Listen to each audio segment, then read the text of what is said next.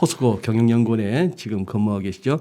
이주환 상무님. 안녕하세요, 상무님. 네, 안녕하십니까. 네. 오랜만에 뵙습니다. 오랜만에 뵙습니다. 저희 뭐 주간 전망대에서 한 2년 전에 아주 그 뵀던 기억이 나고 연구원 가신 지는 제가 하나금융경영연구소에 있다가 네. 지금 포스코 경영연구원으로 간 지 꼭 만 1년이 됐습니다. 만 1년 되셨구나. 4월 달부터 제가 첫 출근을 했기 때문에 그렇지. 예. 아, 요즘 뭐 어지간한 데서는 다 이 지금 이 반도체 관련한 이슈들을 다루고 있습니다. 지금 지난번 그 바이든 대통령이 개최했던 그 화상회의. 아, 예. 네. 그건 이제 어느 정도 뭐 시간은 지났습니다만 어떤 식으로 평가를 하고 계십니까? 사실은 정확한 대화 내용들은 백악관에서 비공개로 하고 있기 때문에 네. 모두에 있었던 바이든 대통령의 이제 발언 정도만 지금 사실 언론에 공개가 되어 있었고요. 네. 보도자료에도 구체적인 내용들은 나오질 않아서 저희가 추측을 많이 하는 상황인데요. 아, 그렇습니까? 근데 어쨌든 저희들이 그런 맨 처음에 모두에 있었던 조 바이든 대통령의 발언과 네. 올 초부터 있었던 어떤 미국의 어떤 일련의 어떤 움직임들을 우리가 같이 유추해서 본다고 하면 네네. 특히 최근에는 이제 차량용 반도체로 인해서 자동차 생산이 중단되는 이런 상황 가운데 것들이 뭐전 세계적인 상황이긴 하지만 네. 거기에 대해서 지금 바이든 대통령은 굉장히 큰 우려를 갖고 있었고 네. 그리고 사실은 반도체뿐만 아니라 뭐 배터리, 전기차 배터리도 그렇고 사실은 그런 생산 기지들이 대부분 다 미국 밖에 있는데 사실은 최종 제품을 만드는 플레이어들은 또 상당수는 또 미국 기업들이거든요. 네, 그렇죠. 그러다 보니까 저희들이 필요한 부품이나 소재 같은 것들을 공급받지 못해서 우리가 차를 만들 수가 없다라는 이런 이제 어떤 어려움들을 이제 백악관에 여러 가지 루트를 통해 가지고 전달했을 것 같고요. 네. 그런 상황에 있어서 이제 사실은 국가 차원에서 나서서 이제 어떤 액션을 해서 이제 미국 사실은 지금 대통령이 바뀌고 나서 가장 큰 문제 두 가지 하나는 뭐 아무래도 코로나 문제가 될 것 같고 네. 또 하나가 이제 경제를 어떻게든 다시 살려야 되는 상황이다 보니까 네. 그런 경제와 관련해서 미국의 지금 취약한 생산 파트 쪽 사실은 서비스 쪽은 워낙 미국이 뭐 최강이지만 네. 지금 그동안 많은 생산기지 공동화 현상들이 수십 년 동안 지속되면서 생산 파트 쪽은 상당히 취약해진 상황인 거죠. 예. 그래서 그 부분에 아마 좀 강조를 하고 싶었던 것 같고 특히나 이제 최근에 차량용 반도체 뭐 데피시트 상태가 심각한 상황이 되다 보니까 지금 글로벌 기업들을 모아서 아무래도 정확히 나오진 않지만 뉘앙스는 미국에다가 반도체 투자를 좀 많이 해달라 이런 얘기가 분명히 있는 것 같고 네. 사실 간접적으로 얘기는 했어요. 지금 중국이나 다른 나라들은 엄청나게 많은 투자를 하고 있는데 미국은 그렇게 하지 못한다. 근데 걔네들이 우리를 기다려주지 않을 거다. 미국도 많은 네. 투자를 해야 된다. 네. 라고 그거를 사실은 반도체나 자동차 기업 CEO들 모아놓고 했다는 얘기는 예. 그냥 들으라고 하는 얘기잖아요. 그렇죠. 그래서 너희들이 뭐 투자를 많이 하는 회사들이지만 미국이 아닌 곳에 주로 많은 투자를 해왔고 또한 플랜들을 갖고 있었는데 이제 그것들을 미국 땅에다가 투자를 해줬으면 좋겠다라는 것들을 이제 우회적으로 표현했다고 보고 있습니다. 당장 걱정되는 거는 뭐 법인세 올리는데 거기를 또 들어라 하니까. 지금 일단 국내에서는 삼성전자가 일단은 네. 거기 이제 회의에 참석을 한 상태여서 네. 근데 또 지금 재미있는 것들이 예. 뭐 끝나자마자 인텔은 준비를 했다는 듯이 우리 6개월에서 9개월 이내에 차량용 반도체를 공급하겠다라고 얘기를 했잖아요. 예. 그러니까 삼성전자 입장에서는 인텔이 이렇게 선수를 치고 나오니까 뭔가 그에 버금가는 선물 보따리를 내놓아야 되기 때문에 그렇지 않아도 미국에 대한 투자 계획을 이제 검토 몇 달째 하고 있었잖아요. 네, 오스틴 네. 공장에 네. 할 거냐 아니면 좀 더 좋은 뭐 세제 혜택 제권을 주는 다른 주나 도시로 새로운 공장을 지을 것이냐 이런 걸 지금 저울질하고 있는 상황이었었는데 네. 이제 그 결정을 좀 더 빨리 내려야 되는 그런 압박을 받게 된 상황인 거죠. 거기다가 뭐 최고 의사결정권자가 지금 뭐 불편한 그게 지금 문제인데 지금 뭐 신문에 나기로는 거의 19조 정도를 투자를 하겠다고 그러니까요. 생각하고 있었는데 그 정도 규모의 투자라면 아마 최고 경영자의 의중이 분명히 반영돼야 될 거라고 생각을 하고 있는데 네. 어떤 방식으로든지 의사를 반영을 하려고 노력은 하겠죠. 뭐 접촉을 못하는 건 아니기 때문에 그럼에도 불구하고 이런 지금 긴박하게 돌아가는 상황에서 굉장히 커뮤니케이션이 어려운 상황인 건 분명하고요. 네. 그래서 인텔이나 TSMC가 아직 굉장히 발빠르게 의사결정을 할 수 있는 상황은 아닌 거죠. 그런 면에 있어서 지금 어려움이 예상되고 있습니다. 예. 우리 50억 만들기 박진선님 같은 분, 우리 또 이주환 상무님 나오시니까 최고의 반도체 연구원 이렇게 뭐 나오셨다고 축하드립니다. 환영해 주셔서 감사합니다. 근데 지금 도대체 반도체 수급에 얼마나 문제가 생겼길래 그럽니까? 차를 생산 못할 정도로 아니에요? 사실 제가 굉장히 많이 네. 듣는 요즘 기자분들한테 그렇죠. 질문이기도 하고 심지어는 저희 연구원에서 저희 뭐 포스코 그룹이 반도체를 하지는 않지만 예. 근데 어쨌든 나 기사들을 보니까 네. 저한테 많이 물어 예, 들어오시거든요. 그럴 수밖에. 근데 지금 보면은 심각한 공급 부족이 빚어질 거는 사실은 차량용 반도체인 거고 그 분야만 그런 거죠. 아주 심각한 상황은 사실 제가 알기로는 차량용 반도체인 네, 것이고 우리가 일반적으로 삼성 하이닉스가 주력으로 하고 있는 디램이나 낸드 쪽은 사실은 그런 얘기는 그 들리지는 정도는 않고 아니죠. 있고요. 제가 통계 지표 같은 걸 보더라도 사실은 생산이 역대 최고 수준으로 지금 이루어지고 있고 출하도 이루어지고 있어요. 네, 수출도 네, 그렇고 네. 그래서 공급 사이드에 큰 문제가 있지는 않는데 예. 문제는 차량용 반도체 같은 경우는 인텔, 삼성, 마이크론, 하이닉스가 거의 생산하지 않는 품목이거든요. 근데 그게 우리가 흔히 아는 그 디램이나 낸드 플래시하고 뭐가 다르길래요? 그러니까 우리가 반도체 얘기할 때 저도 숱하게 방송에 얘기했지만 메모리, 비메모리 이런 네네. 얘기를 많이 했었고 예. 특히 제가 아마 지난번에 이 자리에 나왔을 때 우리 비메모리 해야 된다. 네, 예. M&A를 해서라도 비메모리 말씀하셨죠. 강화해야 된다는 네. 말씀이 궁극적으로 나가야 되는 같은데 방향. 그 비메모리 중에 한 품목인 거죠. 자동차가? 예. 근데 비메모리 중에서도 인텔이나 CPU라든지 네. 엔비디아가 생산하는 그래픽 카드 같은 굉장히 물량이 크고 대량으로 나오는 그런 종류가 아니고 예. 차량용 반도체는 사실은 이제 모르겠어요. 이제 전기 자동차랑 그러니까 자율주행차가 나오게 되면 분명히 굉장히 많은 반도체가 필요할 것이고 네, 네. 차량에 들어가는 반도체 용량 자체도 굉장히 증가할 거로 생각이 되는데 현 시점은 사실은 전기 자동차 생산량이 전체 몇 프로 되지 않는 상황이기 예, 때문에 예. 결국에는 일반 자동차에 들어가는 전장 부품으로서의 반도체를 얘기하는 거거든요. 그러면 제가 알기로는 평균적으로 자동차 하나에 들어가는 메모리 기준으로 하면은 2기가가 안 된다고 하더라고요. 근데 우리 스마트폰 하나 사면은 낸드가 256기가에 디램이 12기가 정도 들어가니까 그 비싸고 큰 덩치 큰 차에 들어가는 메모리 반도체는 휴대폰 하나에 5분의 1도 안 되는 수준이니까 네. 굳이 굉장히 큰 글로벌 대기업들이 만들 필요를 못 느끼는 거죠. 시장이 크질 않으니까. 일각에서 말하는 이거 돌 안 된다는 얘기가 그 말이군요. 그 얘기입니다. 그러다 보니까 네. 그걸 하고 있는 업체들 물론 그 기업들이 중소기업이라는 얘기는 결코 아닌데 상대적으로 네. 삼성 인텔과 비교를 하면 규모가 상당히 작은 텍사스 인트루먼트라든지 NXP라든지 일본 르네산스라든지 이런 기업들이 주로 맡아서 설계 생산해 왔었고요. 네. 그러다 보니까 시장 자체가 크지 않으니까 그 회사들이 차량용 반도체만 하지는 않거든요. 네. 다양한 비메모리 제품들 만들고 있는데 네. 그러니까 결국에는 차량용 반도체를 위한 라인의 그 구성이라는 게 있잖아요. 예. 그 다음에 어떤 일감의 분류 같은 것들이 있을 텐데 그 배분 자체가 이제 한정돼 있을 텐데 그나마 작년에 우리 코로나 상황이 굉장히 심각해지면서 예. 자동차 생산 판매가 급감을 했었죠. 그러다 보니까 더더구나 규모도 작았던데 자동차 판매가 안 되니까 남아 돌잖아요. 재고가 쌓이느니 네. 그 라인을 놀리지 말고 다른 걸 만들자라고 해서 다른 제품들로 돌렸었겠죠. 또 돌렸군. 근데 이제 갑자기 자동차 많이 팔리기 시작했잖아요. 예. 생각보다 코로나 상황이 일찍 종료가 되는 듯하고 예. 백신이 생각보다 빨리 나오고 하다 보니까 예. 근데 문제는 갑자기 이제 비제품을 만들다가 다시 옛날에 하던 A제품으로 만드는 건 쉽지가 않거든요. 최소한 몇 개월 이상의 소요가 될 수 있을 것이고 그 사이를 라인에 장비 구성이나 이런 어떤 변화를 줬더라면 더더구나 다시 원상태로 돌아가는 게 이제 어려운 상황이 돼버린 거예요. 예. 그렇다고 해서 안 만들던 삼성 하이닉스가 갑자기 대량을 만들 수 있느냐 그건 더더구나 어려운 상황인 거죠. 그러니까 이 쇼티지는 제가 볼 때는 한두 달 안에 해결될 것 같지는 않고 상당 기간 동안은 공급 부족 현상이 될 것 같습니다. 네. 그런데 그날 제가 알기로는 순서가 그 화상회의 하기 전에 그 인텔 CEO 그분 이름이 뭐더라? 그거가 무슨 로이터 통신인가 인터뷰를 하면서 사실 제가 받은 느낌은 무슨 백악관 대변인처럼 거의 다 해줬어요. 바이든 대통령 한 거는 제가 봐서는 그 웨이프 한번 흔드는 그 장면. 그리고 이게 다 인프라입니다 하는 하나만한 뻔한 소리 그거였고 어차피 그분이야 적어주는 거 읽는 분이니까 그렇다 치고. 근데 이게 인텔이 그러고 나서 왜 주가가 힘을 못 받습니다. 며칠째를 보면은.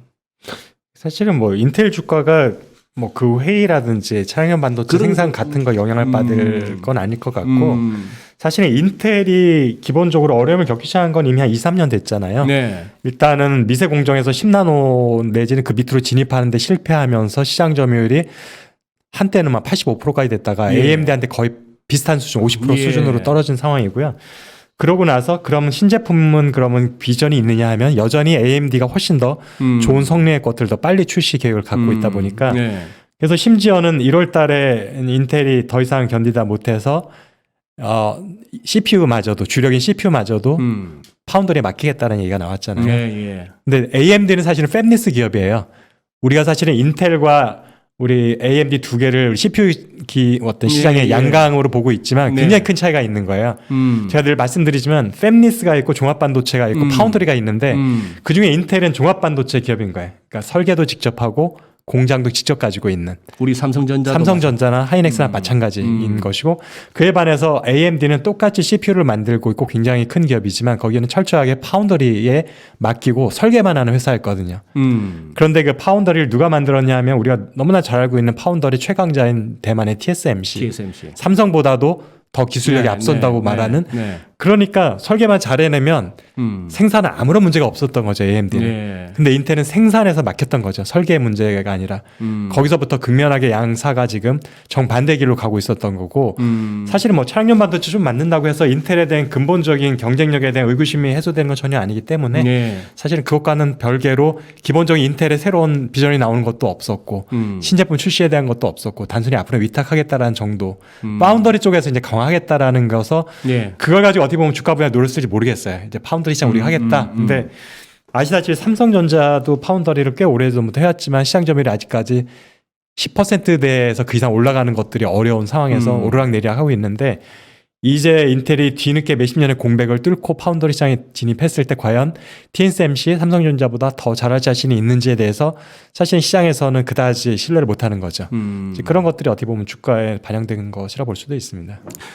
지금 다운님도 이렇게 질문 주셨습니다만 저도 저게 참 궁금했는데 지금 미국이 그렇다고 해서 이 자동차용 반도체 만들으라고 그 뭐 대통령이 뭐 화상회의긴 하지만 전 세계 그 CEO들 불러놓고 그러지는 않았을 것 같고 이 반도체는 그러면 포괄적인 모든 그 반도체 산업을 이제 미국에서 자체적으로 남한테 손 안 벌리고 뭐 그런 식으로 이해를 할 것 같은데 일각에서는 이걸 가지고 미중 반도체를 두고 무슨 패권 다툼 이 정도까지 확대 해석이 되던데 그 부분은 어떻게 보십니까?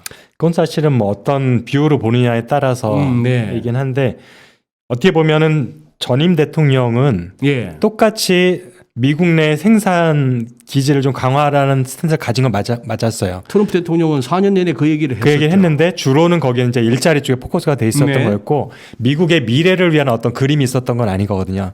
어떤 표밭이라고 할 수 있는 노동자들층의 어떤 표를 확보하기 위한 일자리 쪽에 맞춰져 있던 거고 그러다 보니까 상대적으로 동일한 매출을 발생하는데 더 많은 노동 집약적인 쪽에 어떻게 보면은 관심이 있었던 거죠. 디트로이트라든지 뭐 석유화학이나 이런 쪽으로. 근데 우리가 반도체나 디스플레이나 뭐 배터리 산업 같은 경우는 공장을 가보면은 사람이 없거든요. 다 자동화되어 있기 때문에 그런 산업을 아무리 육성한다 해도 일자리가 많이 생기지는 않습니다.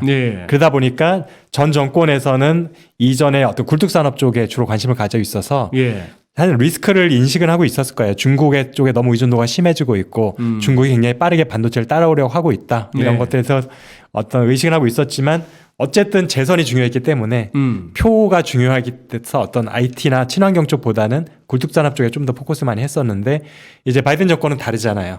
어차피 캘리포니아 기반의 어떤 지지층을 갖고 있는 정권이기 때문에 그쪽은 무조건 친환경에서 가장 앞서가고 있었고 그 다음에 IT 기업 베이스로 돼 있는 것이기 때문에 이제는 반도체나 배터리 같은 쪽, 전기차 같은 쪽에 굉장히 관심을 가질 수밖에 없었고 사실은 기존에도 이미 어떤 미국에서도 어떤 경영층이나 어떤 지자층에서는 다 인식을 하고 있었고 분명히 내부적인 검토는 다 있었다고 저는 알고 있고요. 단지 그걸 액션할 때 우선순위가 뒤로 많이 밀렸던 건데 이제는 우선순위가 굉장히 앞쪽으로 최선단으로 왔다라는 느낌이 드는 거예요. 그래서 제가 볼 때는 이게 갑자기 나온 것 같지는 않고 충분히 오랜 기간 동안 어떤 싱크탱크에서는 준비가 되어 있었던 것이고 이제 하나씩 구체화하지 않는가 이렇게 생각하고 있습니다. 지금 그럼 우리 삼성전자나 SK 하이닉스도 그러면 저기 성의 표시해야 되는 거 아닙니까? 그래서 미국으로 지금 좀 이미 가 있지만 미국은 지금 하이닉스는 없습니다. 하이닉스는 없고 하이닉스는 기존에 유진에 공장이 있었는데 오히려 철수를 했죠. 이번에 이제 삼성은 그 텍사스에 그 한포 왔을 때 그 셧다운 했다는 그게 좀 문제가 됐고 거기가 지금 굉장히 오래전부터 있었던 팹들이고 그동안에 뭐 최소한의 투자는 했겠지만 사실은 중국이나 한국에 투자한 거에 비하면 거의 투자를 안 했다고 싶을 정도로 크게 그쪽은요? 공을 들이지는 않았습니다. 근데 그게 이유는 있어요. 뭐죠? 하이닉스는 왜 빠져나왔을까? 왜죠? 미국에서 반도체 공장을 하는 게 생산성이 낮아요. 중국이나 한국보다. 그 다음에 비용은 비용은 면에서의 높고 생산성이 기본적으로 팹을 구성해 보면 여기는 굉장히 젊은 층에 쉽게 이 일을 익숙하게 할 수 있고 3교대 근무도 마다하지 않는 이런 노동 구조, 인력 구조를 가지고 있는데 반면에 미국 네. 공장은 제가 이제 이전에 반도체 회사 근무를 했었으니까 예. 동료가 이제 유진에 파견 갔다 왔었거든요. 네. 1년 정도. 예. 갔다 와서 이제 같은 룸메이트한테 얘기를 들어보니까 예. 가보니까 다 뭐 60대 은퇴한 할머니, 할아버지들이 있어서 매뉴얼 책상 위에 인쇄된 거 보고 그대로 기계적으로 그것만 할 줄 알고 무슨 조금만 일이 생겨도 아무것도 할 수 있는 게 없다. 아하. 당연히 오버차를 준다고 해도 야근도 안 하고 그냥 칼퇴. 이런 분위기이기 때문에 당연히 한국이나 중국하고 비교하면 생산성이 굉장히 낮을 수밖에 없고 그럼에도 불구하고 비용은 높죠. 인건비, 복지, 네, 사망 네, 모든 네. 것들은 다 미국 기업에 준해서 됐기 때문에 네. 그다음에 어떤 환경 관련 이슈들은 굉장히 또 민감해서 그런 거에 대한 굉장히 투자나 관심, 비용들이 많이 들어가 있는 상황이니까 사실은 미국의 반도체 공장을 갖고 있는 것들이 메리트가 없어요. 디스플레이 공장 하나도 없잖아요. 한국 기업들이. 그래서 심지어 SK 하이닉스 철수까지. 아예 철수를 했죠. 거기는 돈 먹는 하마가 돼버렸으니까. 아. 거기를 팹을 업데이트를 하느니 그 돈으로 차라리 중국이나 한국에 팹을 하나 더 짓는 게 더 낫다. 이런 판단이 되는 거라서 네. 지금 사실은 그 상황이 그러면 지금 바뀌었을까? 그래요. 바뀌지 않았죠. 왜냐하면 예. 테슬라가 뭐 기가 팩토리가 미국에도 있지만 따지면 독일에다 지려고 하고 배터리 예. 공장도 베를린에 짓고 있는 네, 중인데 네.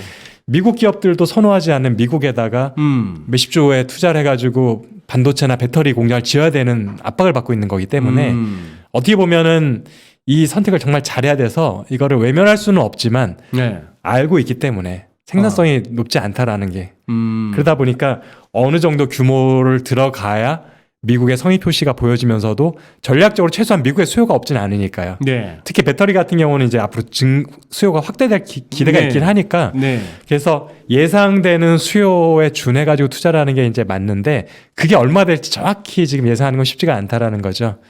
그다음에 예를 들어 하이닉스는 아직 구체적으로 뭐 거기에 대한 압박을 받지는 않았지만 있던 것도 철수를 했는데 여기 다시 투자할 것이냐 이런 고민들이 굉장히 심하게 있을 것 같습니다.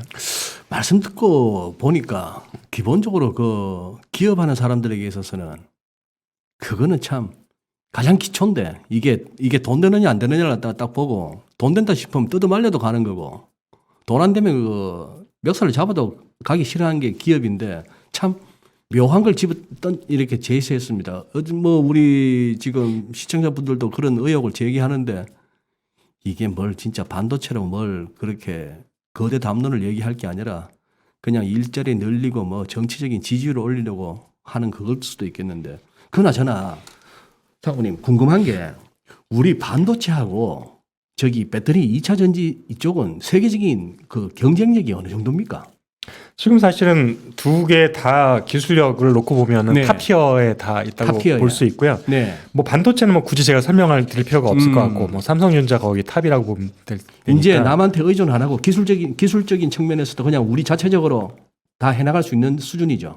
근데 이제 반도체 시장이라는 게 워낙 크고 다양하기 크고 때문에 다양하죠. 늘 이제 저희들이 다들 우려하는 것들이 메모리의 최강자라는 것들은 메모리는 최강자다. 누구도 거기에 대해서는 뭐 의심의 말을 하지 않아요. 다른 나라에서조차도. 네. 하지만 비메모리 얘기로 들어오면은 네. 사실은 한국은 이제 어떻게 보면 후발주자라고 할 수 있을 정도로 비메모리 기술력도 뒤져 있고 경험도 뒤져 있고 갖고 있는 팹이나 라인 구성 같은 것들도 준비가 안 돼 있고 인력들도 사실은 빈메모리에 익숙한 익스피리언스도 돼 있는 엔지니어들이 이렇게 많은 확보돼 있지도 않고요. 아 그래요. 설계 자원들도 많지가 않기 때문에 그래서 우리가 사실은 반도체 강국이라고 하는데 반도체 중에서 메모리가 차지하는 비중이 꽤 크기 때문에 메모리 강자를 반도체 강자라고 얘기해도 그걸 뭐 거짓말이라고 말할 수는 없는데 따지고 보면은 그런 메모리 잘하는 회사 비메모리 잘할 수 있는가?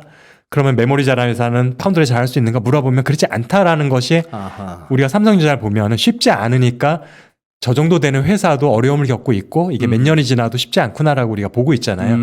하물며 삼성전자가 어려우면 하이닉스는 더 어떻게 보면 더 어려울 수도 있겠죠. 네. 왜냐하면 비메모리에 대한 경험이 더 적잖아요. 예. 메모리 의존도가 더 높기 때문에 그렇기 때문에 사실은 메모리 쪽에서 보면 기술력이라든지 양산 능력이든지 설계 능력이라든지 따라올 경쟁자 없을 정도로 최상위인 게 맞지만 반도체 전체를 놓고 보면은 그렇지 않은 영역도 분명히 많다.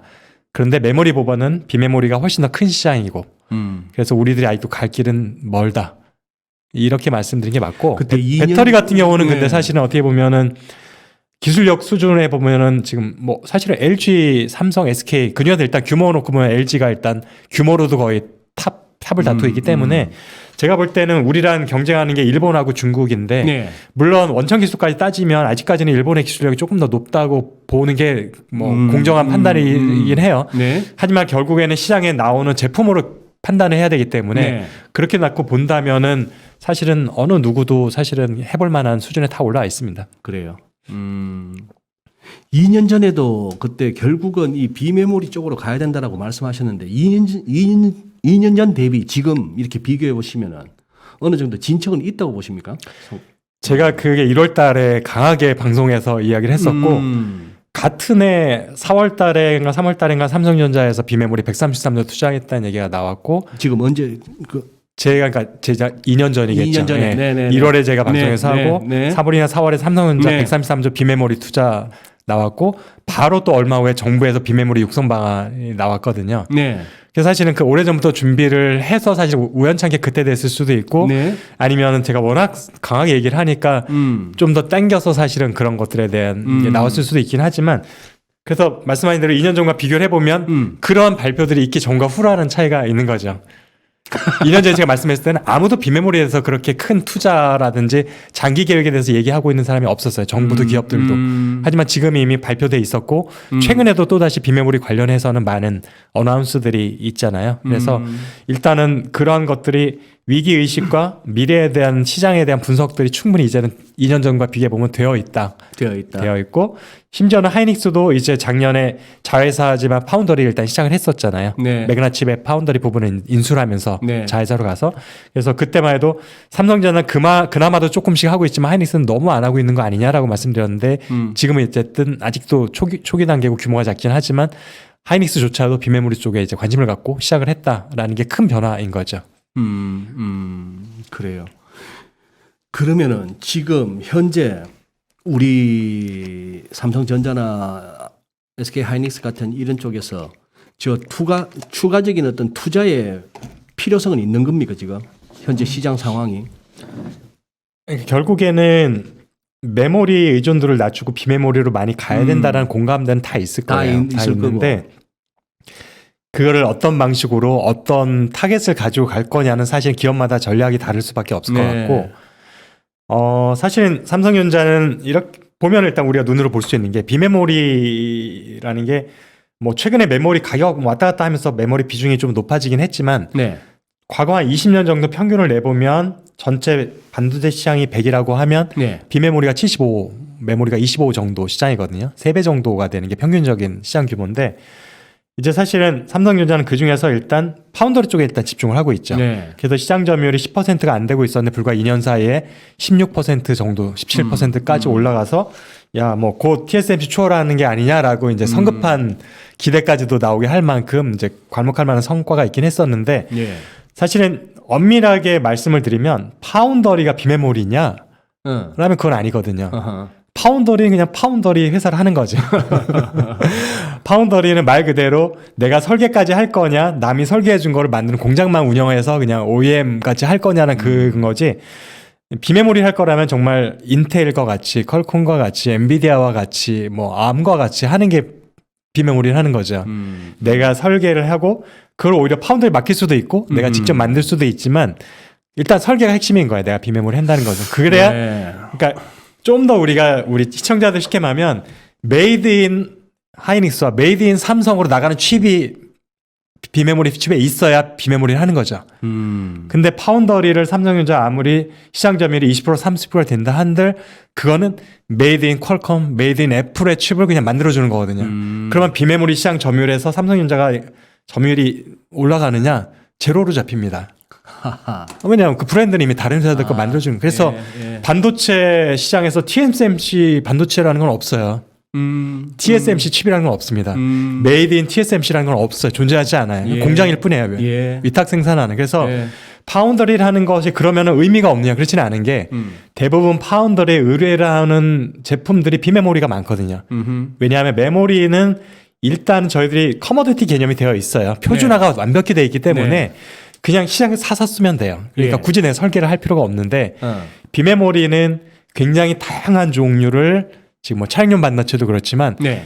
이건 어떻게 보면은 차량 OEM 회사마다 다 다를 거예요, 규격이. 그러다 보니까 그렇겠다. 물량이 많을 수가 없고 그렇겠다. 규격화된 걸 회사의 어떤 시장에서 사서 쓸 수가 예, 없는 거니까 예, 어쨌든 설계 땅부터 해야 되는 상황인 예, 거죠. 그러다 예. 보니까 물량이 많지가 않죠. 예. 최종 소비자에 따라서 다 틀려져 버리니까 물량은 많지 않고 그 다음에 규모도 크지 않지만 굉장히 제품 종류 다양해서 이런 것들을 사실은 메모리만 했던 삼성 하이닉스가 경험해볼 기회가 없었죠 그 동안에. 그런데 파운더리를 하게 되면 경험을 쌓을 수가 있어요. 내가 설계까지는 아직 못하지만 어떤 그런 공정하면서 양산 능력은 경험치를 이게 메모리랑 다르구나. 설계가도 많이 틀리구나. 공정이 이렇게 많이 틀림이 있구나. 그런 것들을 경험을 쌓으면서 굉장히 비메모리에다 친숙해질 수 있는 그다음에 엔지니어들이란가 라인에 어떤 있는 그 직원들 분들도 익숙해질 수 있는 스터디 기간이 될 수 있는 거예요. 그러면은 동시에 거기에 설계 능력을 공부해서 느낄 수도 있고 M&A를 통해 가지고 설계를 잘하는 기업을 인수할 수도 있잖아요. 저 그때 그랬잖아요. 그냥 AMD 인수해 버려라. 그때 AMD 했으면 지금 인텔을 따라잡고 넘었을 건데 제가 그랬잖아요. 지금 엔비디아는 너무 올랐다. 너무 그때 정말 비트코인 하면서 굉장히 올라가지고 주가가 한 2, 3년 사이에 더블 이상이 됐기 때문에 예, 예. 이미 얘네 사기는 너무 컸지만 예. 그 당시에 AMD 주가는 충분히 삼성이 갖고 있는 보유 현금을 살 수 있었어요. 51% 지분만 하면 되잖아요. 그때 AMD 샀으면 지금 AMD 단독 흥으로도 인텔을 넘어서 버렸는데 그게 삼성 거였다고 생각을 해보면 단숨에 비메모리, 메모리 그냥 양쪽이 최강이 될 수 있었죠. 그러네요. 아마 제가 알기로는 삼성전자 검토는 했었다고 들었습니다. 최종까지 가지는 못했지만 여러 가지 사정이 있었겠죠. 그래서 사실은 뭐 제가 생각할 수 있는 것들을 최소한 한국 반도체 기업들에 있는 브레인들이 못하는 건 아니고요. 근데 그분들은 직접 해야 돈이 들어가고 사업을 해야 되니까 저는 쉽게 던질 수 있지만 하기야. 굉장히 많은 고민들을 해야 되니까 쉽게 그 컨클루전 하지 못하는 사이에 이미 AMD도 너무 주가가 올라 버렸죠 이제는. 그래서 이제 더 거물이 돼 버렸기 때문에 쉽지 않은 상황이 되었지만 어쨌든 그런 여러 가지 있어. 어쨌든 파운더리를 많이 하는 것이 비메모리 강자가 되는 것과는 조금 다르다. 도움이 되지만 그래서 삼성전자나 하이닉스가 정말 파운더리 강자가 되려면 네. 뭐 파운더리를 해가지고 되는 건 아니고요. 네. 설계 능력을 키워야 됩니다. 그 점에서 사모님이 한번 여쭤보고 싶은 게 사실 우리 한국 민족 대단하다고 저는 개인적으로 늘 어디 가서나 뭐 사석에서는 그런 얘기 하는데 사실 이 머리도 뛰어난 민족이거든요. 자, 숱한 우리 젊은 인재들이 이렇게 나가서 공부를 합니다. 유학을 하고 그렇게 이 전기 전자 이쪽만 해도 얼마나 많겠으며 그거 한데 그 인재들이 국내에 들어올 여건이 안 되나요 아직? 뭐 여러 가지 처우나 여러 가지 상황이.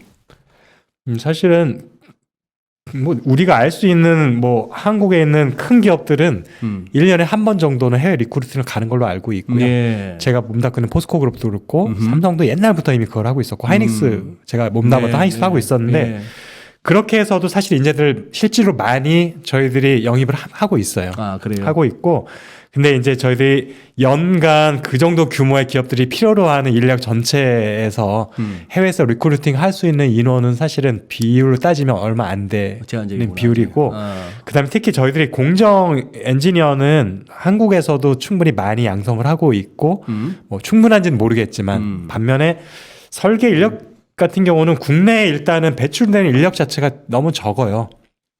그래서 사실은 삼성 하이닉스가 반도체 학과를 대학과 조인해가지고 만들면서 양성을 하고 있잖아요. 하고 있고 그거를 정부에서도 최근에 엊그제 발표를 했었잖아요. 예. 인력 양성 쪽에 정부에서 지원을 하겠다고 네. 반도체 인력들을. 네. 이제 그런 것들이 여지까지 공정 인력들은 사실은 웬만한 공대가 있는 학교들은 다 반도체 연관의 엔지니어들을 배출했습니다. 근데 설계 인력은 제가 반도체 D램 개발에 몸담고 있을 때도 부족했거든요. 20년 전에도. 그때도 부족했었고 그때도 그래서 설계 인력들은 비공적으로 말은 안 하지만 연봉을 좀 더 플러스 알파를 받는다고 알고 있었어요. 예. 그래서 그거에 대해서 대놓고 말을 못하는 게 그렇게 해야지 않으면 나가버리니까. 그런데 제가 알기로는 20년이 지났는데 지금도 설계 인력들은 늘 부족하다고 얘기를 듣고 있어서 그래서 국내만으로 조달은 분명히 부족하다. 근데 그러면 근데 그 정도 대규모 인력들을 해외에서 리크루트를 하는 건 쉽지가 않습니다. 왜냐하면 제공해줘야 될 것들이 많아요. 해외에서 인력을 해주려면 그렇겠다. 뭐 여러 가지 주거 환경까지도 다 어떤 연봉만 주면 되는 게 아니라서 일단 하우징부터. 그래서 저희들이 커스트도 일단 되고 그렇게 한다 하더라도 실리콘밸리에 남는 것보다 더 그 사람들이 생각할 때 메리트가 있을까? 그걸 가지고 저울질을 할 텐데 사실은 S급 인재라면은 데려올 수도 있지만 일반 엔지니어들까지도 그만큼 대우해서 해오기에는 사실은 코스트 측면도 있고 예. 기존에 한국에서 우리 영입했던 연구원들하고 형평성 문제도 있다 보니까 또 정서적인 그래서 그 인사 부딪힘도 파트에서는 사실은 그런 어려움도 있어요. 있겠네. 예. 그러다 보니까 설계 인력들의 부족함은 지금도 좀 존재하는 것 같습니다. 예. 그리고 지금 뭐 중국은 반도체 굴기 그쪽 애들도 워낙에 뭐 구호 자체는 어리어리한 중국인데 트럼프 대통령 때 좀 많이 시달렸지 않습니까? 화웨이를 비롯해 가지고 그게 실제 중국에 타격을 줬습니까? 아니면 중국은 중국대로 자기 길 가고 있다고 보십니까? 제가 사실은 2025년이 되면은 뭐 엄청난 규모는 아니지만 중국이 반도체 위협이 될 수 있네라는 게 피부로 느낄 만큼의 시그널은 볼 수 있다라고 제가 2018년도에 리포팅 해가지고 굉장히 센세이션이 됐었는데 2018년에 리포트 내시기를 2025년 5년이 되면은 중국의 반도체 이제 위협이 이제 되기 시작한다라고 우리가 이제 언론에서도 얘기할 정도 네. 될 거다라고 네. 캘큘레이션이 됐었는데 네. 이제 트럼프 대통령이 되면서 사실 상당히 딜레이를 시켰습니다. 실질적으로 화해뿐만 아니라 사실은 어떻게 중국 기업들에 대한 직접적인 압박도 있었지만 네. 중국의 어떤 납품을 해야 되거나 아니면은 코어를 해야 되는 기업들의 압박을 해서 끊어버렸거든요. 네. 그래서 뭐 TSMC도 사실 중국과 거래를 끊어버렸고 어허. 그 다음에 어떻게 보면은 우리가 요즘 반도체 하면 EUV 장비 얘기를 많이 하잖아요. 예. 그래서 우리 저희들 뭐 SMIL에서 우리 EUV 장비를 사는데 중국 쪽에 팔지 못하게 해가지고 사실은 중국에서 오더 받았던 것들 최소한만 하고 그 다음에 신규 오더를 받지 않는 승으로 해가지고 사실 장비 수급도 문제가 많이 생겼고요. 그런 식으로 하다 보니까 당연히 미국의 장비들은 전혀 못 들어가고 있었고 그 다음에 장비가 못 들어가면 같이 보너스 같이 들어가야 되는 엔지니어들도 사실 들어갈 일이 없어지는 거다 보니까 기술 이전들 상당히 막혀 있는 부분이고요. 네. 그런 부분에 있어서 정말 많은 지원을 시켰다고 보고 있어요. 예. 그래서 제가 2018년에 생각했던 것보다 중국이 좀 더 위협이 될 때까지는 분명히 2, 3년이 더 뒤로 딜레이 되는 상황이 벌어진 건 맞는 것 같습니다. 우린 고마워해야 되는 측면도 있는 거죠. 그러면은 저기 이 뭐 주가로 넘어가면 이거 진짜 이거 답 없는 얘기라서 서로가 애매해집니다만 지금 상무님 그거는 한 여쭤볼게요. 만약에 미국에 우리가 아침마다 이렇게 체크하는 게 많습니다. 투자자들이라면 미국 시장은 어떻게 됐으며 요즘 같으면 뭐 금리는 어떻게 됐니 이런까지도 따져야 하는 판국에 이른바 그놈의 미국의 필라델피아 반도체 지수라는 게 오르면은 우리 한국에서도 반도체 관련주가 그냥 오른다 이렇게 거의 뭐 등식화해도 됩니까? 요즘 진짜 그 우리 신문에서 서학개미라고 하는 개인 네. 투자자들 진짜 피부로 느껴지겠더라고요. 제 직장 동료 중에서도 네. 굉장히 많아요. 미국 주식시장에 투자를 하는 분들이. 하시는 분들. 네. 그래서 뭐 알만한 미국의 유명한 IT 기업들 다 주식들 갖고 있다고 얘기하고 있고 예. 그래서 잠을 못 자죠. 낙가방에 박혀 있으니까. 쾌하게 해서 저는 그래서 뭐 한국에서만 하고 있는데 네. 그나마 제가 그 몇 년 동안 아예 안 했어요. 하나금융에 있을 때는. 왜냐하면 저는 사실은 제가 그렇게 영향이 있다고 생각을 안 하는데 주위 얘기를 들어보면 그렇지 않다라고 얘기를 하도 많이 하셔가지고 방송에서 잘못 얘기를 기업 얘기도 하고 산업 얘기를 하는데 내가 그 연관된 주식을 투자하고 있으면 혹시라도 나중에 구설수가 될까 봐 한 3년 동안 맞습니다. 아예 사고팔고를 안 했어요 제가. 예. 그랬더니 반토막이 나더라고요. 그래서 이제 다시 이제는 그 일을 거의 안 하니까 네. 좀 신경을 써야 되겠다 하면서 동료들은 뭐 하나 봤더니 정말로 예전과는 다르게 그러다 보니까 지금 소장님 말씀하신 것처럼 이제 한국 주식이 아니라 이제는 해외 주식과 같이 봐야 되다 보니까 네. 반도체 지수 말씀도 하시고 네. 아예 이제 직접 투자를 해버리니까 펀드가 그러니까요. 아니라 예. 그래서 그런 것들에 대해서 많이 궁금해하시고 이제 공부도 많이 하시는 것 같아요. 근데 이전에 저 경험을 보면은 필라델피아 지수도 있고 뭐 반도체 지수가 있고 또 가격 지수가 있거든요. 아, 그래요? 근데 그게 굉장히 큰 사이클로 보면은 엇비슷하게 사이클에 맞아 간다라는 느낌이 들기는 해요. 근데 사실 우리 주식 투자하는 분들은 그런 긴 사이클 가지고 투자를 하지 않으시거든요. 그렇죠, 그렇죠. 그렇게 보면은 큰 연관성이 없다고 보는 게 맞아요. 우리가 보면은 뭐 사실은 이거 사서 3년 있다 팔게 하는 분들 없는데 예. 그런 지수들은 사실은 진짜 기업의 주가랑 정말 잘 맞는다고 보려면 그 정도 기간으로 봤을 때와 좀 비슷하게 움직이는 정도인데 우리가 사실은 뭐 한 달, 일주, 뭐 길어야 3개월 이렇게 투자를 하고 싶은데 그러면 그 지수가 도움이 될 거냐 보면은 안 맞을 확률이 훨씬 더 높습니다. 그래서 지금 뭐 그 어떤 지수를 구성하고 있는 기업들이 예. 삼성 하이닉스가 아니잖아요. 기본적으로. 그래요, 맞아요. 그 다음에 한국 기업들이 미국 시장에도 동시 상장되는 데 있기는 하지만 이쪽이 훨씬 메인이다 보니까 거기보다는 한국에서의 주식시장이 더 중요한데 근데 그렇게 보면은 모르겠어요. 뉴욕 주식시장에서의 DR 같은 것들이 움직임은 연관이 좀 있을지는 모르겠지만 한국에 있는 주식을 투자하는 분들이라면은 그 지수들은 제가 볼 때는 큰 도움 안 될 거라고 생각이 됩니다. 예. 우리 또 이주환 상무님, 우리 주간 전망대에 그동안에 그 침묵을 깨시고 나와주셔가 내일부터 또 다음 주부터 또 많은 매체에서 또 시달리실 것 같은데. 그게 걱정이에요. 지금 지난 1년 동안 제가 아예 방송 안 했잖아요. 방송 안 하셨죠? 나는 또 여러분만 제가 거절한 게 아니라 공평하게 다 거절했습니다 하면 알겠습니다라고 이해를 해주셨는데 저기는 나가셨잖아 이래버리면 이제부터 거절하는 게 좀 길게 전화를 해야 되는 상황. 그러시네요. 그러면 마지막으로 그래도 이쪽 분야에서 항상 뭔가 이렇게 좀 멀리 내다보시고 이렇게 뭐랄까요 하나의 이 지향점을 갖다 제시하셨는데 정부의 반도체 대책에 대해서 한번 이렇게 평가나 뭔가 뭐라고 할까요? 뭐 충원 이걸로 한번 마무리해 주시죠. 최근에 나왔던 것은 아직 구체한 뭐 수치나 이런 것들 나온 것들은 아니어가지고 네. 2년 전에 나왔던 정부의 어떤 것하고 뭐 차이가 있을까를 일단 비교를 해보면 이제 그 당시에는 좀 제가 볼 때는 기업한테 큰 도움이 될 만한 것들은 뭐 인력 양성 정도였던 것 같고 나머지는 사실은 삼성 하이닉스 정도 큰 기업들한테는 그다지 피부로 느껴질 만한 도움은 아니었던 정책들이 좀 많이 있었던데 이번에는 약간 뭐 세제 혜택 뭐 이런 얘기도 조금씩 나오는 것 같아요.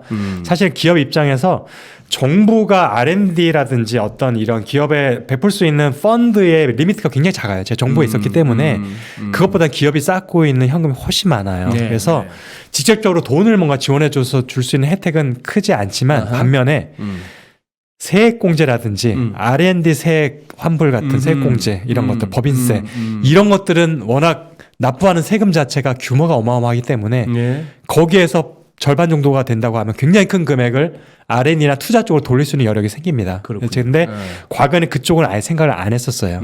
이제 재력 어떤 뭐랄까 세수하고 연관이 되기 때문에 그 부분 분명히 있는데 지금도 분명히 기재부 쪽으로 가면 세수 문제가 나오기 때문에 구체화되는 과정에서 쉽게는 안 될 거라고 생각은 되지만 어쨌든 대통령이 대표적으로 발표하는 그런 정책 정강 가운데 간담회나 이런 곳에서 언급이 됐다라는 것 자체가 이제는 좀 바뀌었다 분위기가.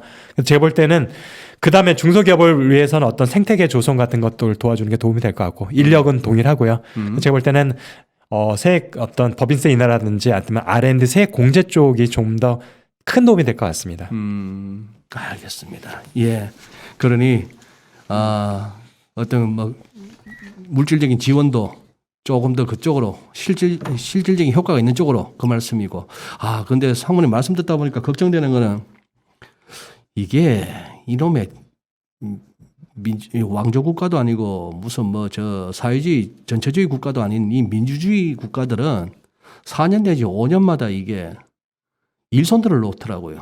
일반 기업들도 보면은 저기 뭡니까 인사철 다가오면 한 10월 말부터 해가지고 몇 달 동안은 거의 안 움직이죠. 몇 달 동안은 거의 조직이 안 움직이다시피 하는데 일국에 또 뭐 대선 이런 거 앞두고 있으면은 또 뭐 그 복지부동이 또 걱정되는. 그렇죠. 지금 남은 1년 동안이 레임덕이 없을 수가 없는 상황이잖아요. 최근의 상황으로 봤을 때 정책 상황을 봤을 때 세상은 지금 급변을 하는데. 그래서 지금 아무리 청와대에서 나서가지고 독려를 한다고 하더라도 이게 과연 가시적인 성과가 1년에 나올 수 있을지가 조금 사실은 걱정이 되긴 합니다. 알겠습니다.